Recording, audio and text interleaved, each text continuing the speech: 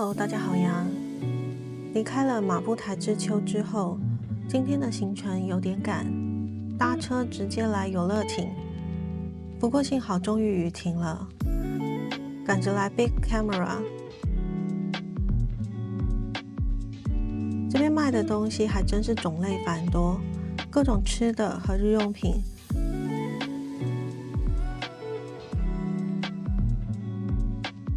美容美妆产品，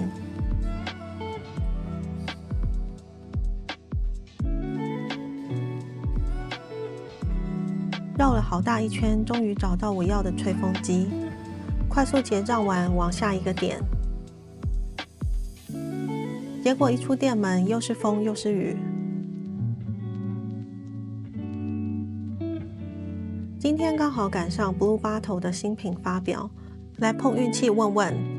跟 NASA 合作的陶瓷内胆的杯子，很幸运有2个，我就全拿了。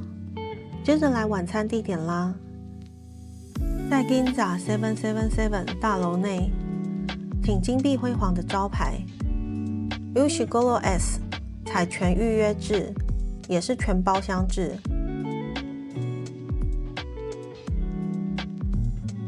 超干净的烤盘。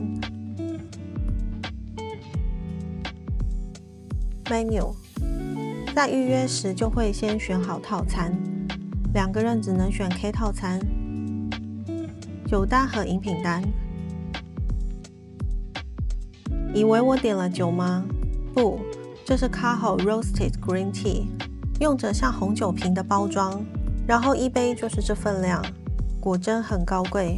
不过凭良心说，茶很好喝，但价格真的吓到我了。接着是展示今天会用到的和牛，油花跟色泽真的挺美的。首先上场的是松叶蟹茶碗蒸，这碗是大明成化年制。我对瓷器不懂，懂行的小伙伴可以留言告诉我，这是不是真的啊？满满的松叶蟹又鲜又甜，顾不得很烫口，直接开吃。第2道是鱼子酱加鹅肝加生牛肉的组合。我原以为难免会带点腥味，但完全没有，入口极度丝滑感，会忘记自己在吃生肉。接着是生牛肉手卷搭配鱼翅，实话说，当下我真的没有吃到鱼翅的感觉，但这里的生牛肉又跟上一道的口感不太一样，这由醋饭带出的牛肉鲜甜感很是特别。黑松露上桌啦。这蛋黄感觉好可口，再加上薄薄的牛肉片。第4道终于动到烤盘了，这边从头到尾都有服务生服务，我只要负责坐着吃。烤到略带粉红的颜色，搭上生蛋黄，再很豪气的狂削黑松露。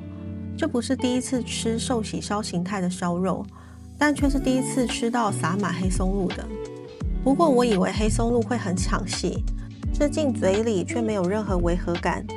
肉当然也是很软很嫩的，蛋液也没有任何蛋腥味，十分鲜甜好吃。6种季节性野菜，吃肉也要吃菜，均衡一下。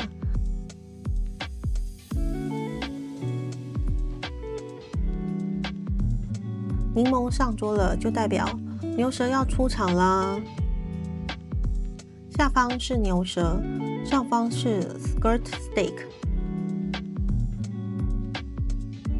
开始烤牛舌，看着牛舌在我面前慢慢烤熟的过程，香气一直往我鼻子飘，微微焦化的边缘，我已经忍不住在想，这得有多好吃。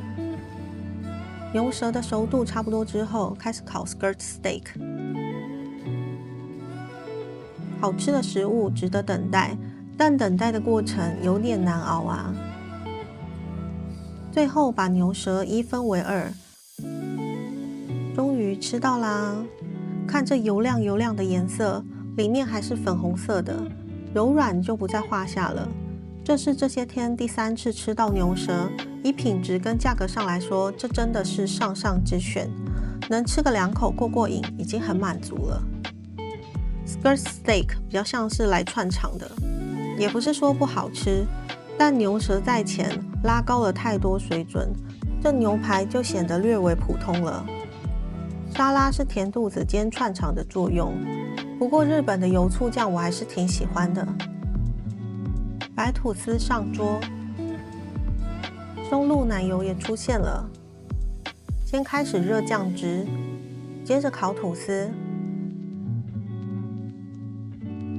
这吐司烤得真漂亮。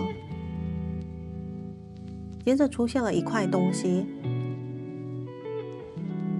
服务生开始做组装工作。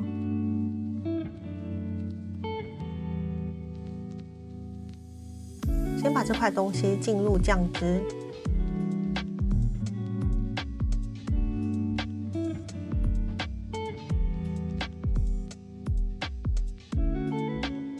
切开之后，哦，是夏多布里昂牛排。接着再放上松露奶油，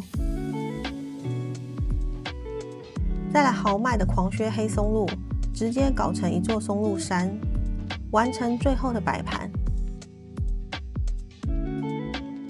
牛排肉很厚实，但也足够柔软。黑松露在这边的作用完全感受不到，这应该是我吃过的最贵的三明治了。沙朗牛加河豚白子。淋上热汤之后食用，白子这东西见仁见智，喜欢的很喜欢，不喜欢的就觉得不好吃。我是属于可以吃但不会特别喜欢的那种人。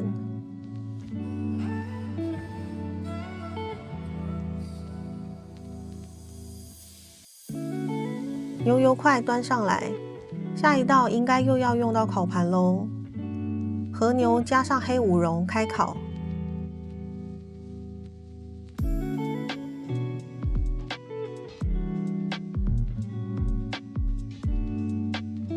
黑五蓉烤过之后有着很浓的香气，底下的和牛反而有点成陪衬了。带点酸的酱汁让从头吃和牛到现在的我解了腻感。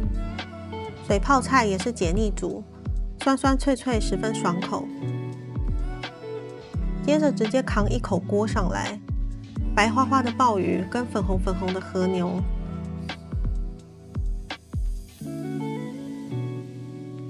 搅拌之后的热气把牛肉逼熟，这道海陆兼具的腐饭很香、很鲜、很美味，也是填饱肚子的完美选项。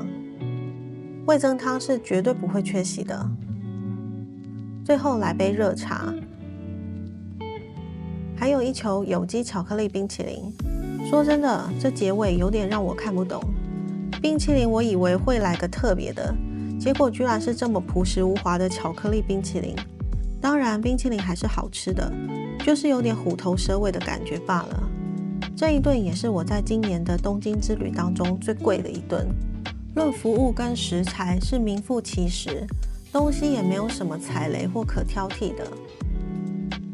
离开 Ushiguro 之后，不死心又来银座的 Santa Maria 问一下我想买的腿部舒缓霜，但依然是空手而出。今天的 ending 一样是草莓出场。千叶县的草莓，这个甜度相对没那么高，略带点酸口，不过果肉硬度比较高一点，没那么软烂。享用完高级和牛，再来一盒新鲜草莓，真的太幸福啦！那么今天的影片就到这边，我们下次见啦，拜拜。